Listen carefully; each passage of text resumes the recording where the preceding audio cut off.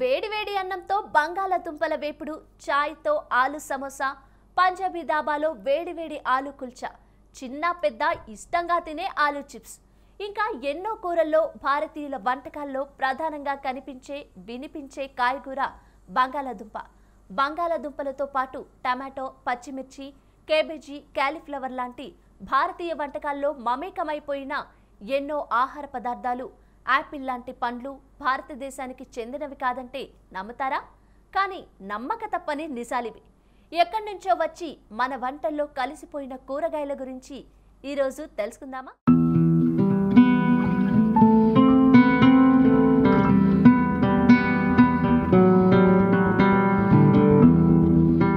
మనం ఉపయోగిస్తున్న కూరల్లో 69.3% విదేశీ కాయగూరలేనని international centre for tropical agriculture నిర్వహించిన ఒక సర్వేలో తేలింది.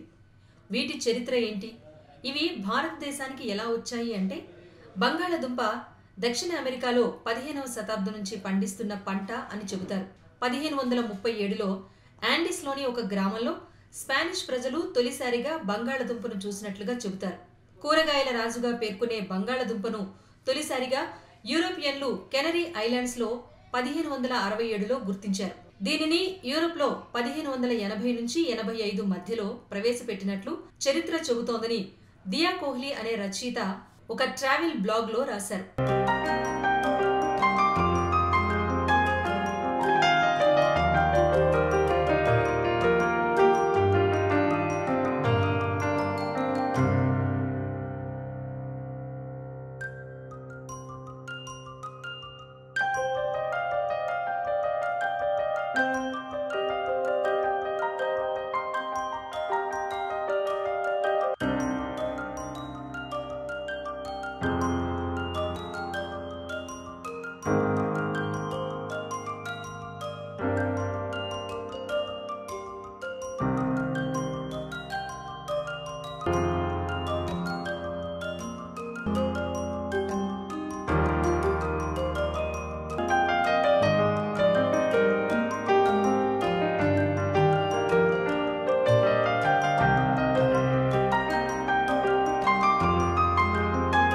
బంగాళాదుంప దక్షిణ అమెరికాలో పుట్టి యూరోప్కు పయనమై 17వ శతాబ్దం నాటికి పోర్చుగల్ నావికుల ద్వారా భారతదేశానికి చేరుకుంది. అది మొదట్లో మలబార్ తీరానికే పరిమితమైంది. కానీ బ్రిటిష్ పాలకులు ఉత్తరాదిలో కూడా దీన్ని సాగు చేయటం మొదలు పెట్టడంతో దేశవ్యాప్తంగా విస్తరించింది. 19వ శతాబ్దం మొదలయ్యే నాటికి పశ్చిమ బెంగాల్లో దీనిని పండించటం పెరిగింది. బెంగాల్, ఒడిశా, ఉత్తరాదిలో చాలా చోట్ల బంగాళాదుంప ప్రధాన ఆహారంగా కనిపిస్తుంది. ఆఖరికి బిర్యానీ, చికెన్, మటన్, చేపల కూరల్లో కూడా బెంగాల్, ఒడిశా రాష్ట్రాల్లో బంగాళాదుంపను ఉపయోగిస్తారు. ప్రస్తుతం దీనిని దేశంలో 20కి పైగా రాష్ట్రాల్లో పండిస్తున్నారు. ఇది భారతదేశంలో వరి, గోధుమ, జొన్న తర్వాత అత్యధికంగా పండించే 4వ పంట. ప్రపంచంలో చైనా, భారత్, పోలాండ్, అమెరికాలో అత్యధికంగా బంగాళాదుంపను పండిస్తున్నారు.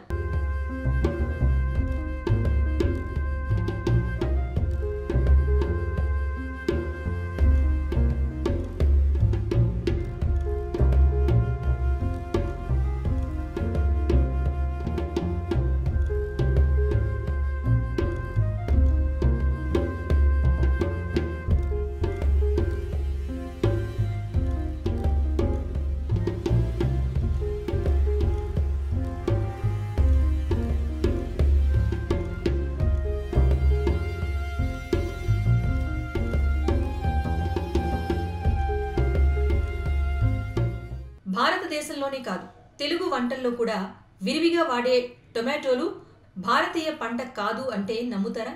టొమాటో చారు, పప్పుచారు, సాంబారు, కూరలు, ఆఖరికి టిఫిన్స్ లో పచ్చళ్లకు కూడా వాడే టొమాటో అమెరికా నుంచి మన దేశానికి చేరుకుంది. ఈ పంట యూరోప్ వరకు పయనించి తిరిగి 1781 నాటికి అమెరికా చేరుకుంది. 20వ శతాబ్దం మొదట్లోనే ప్రాచుర్యం పొందింది. టొమాటో యూరోప్ నుంచి ఫిలిప్పీన్స్ మీదుగా ఆసియాలోకి ప్రవేశించిందని ఆహార నిపుణులు చెబుతారు. 16వ శతాబ్దంలో పోర్చుగీస్ ద్వారా టొమాటో భారత్లోకి ప్రవేశించింది. అయితే కొన్ని ప్రాంతాలకు మాత్రమే పరిమితమైన ఈ పంట 18వ శతాబ్దం బ్రిటిష్ వారి రాకతో మరింత ఎక్కువగా పండించేంత వరకు ప్రోత్సహించారు. వీటిని పండించేందుకు భారత్లో వాతావరణం కూడా అనుకూలంగా ఉండటంతో ఈ పంట విస్తరించింది. ఉత్తరాఖండ్ ఈ పంటకు కేంద్రంగా మారింది.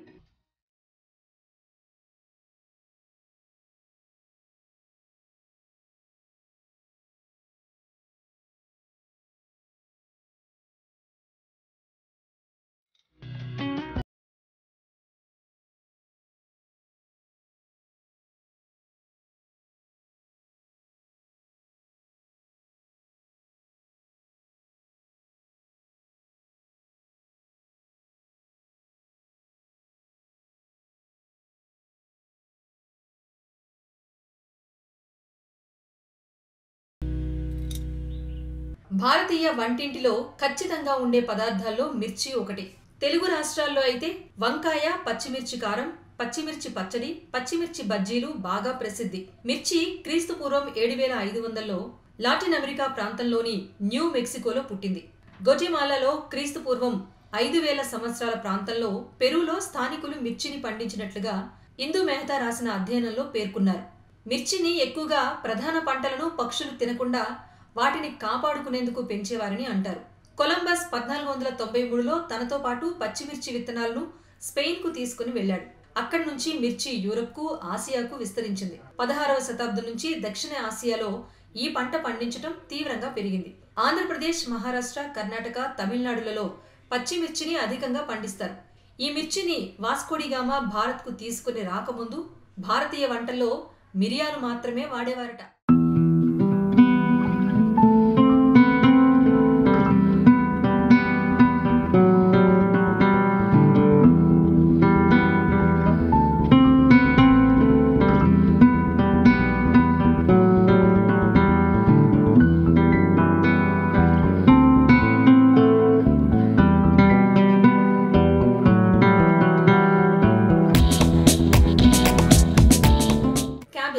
తొలిసారి ఇంగ్లాండ్లో 14వ శతాబ్దంలో పండించడం మొదలుపెట్టారు.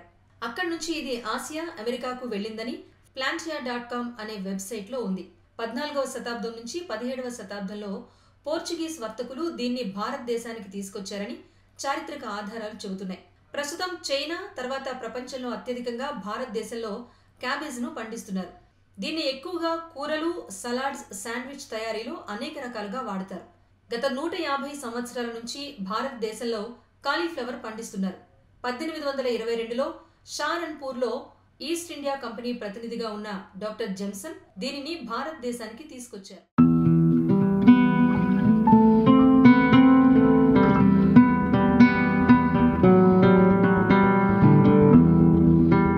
అదండి సంగతి.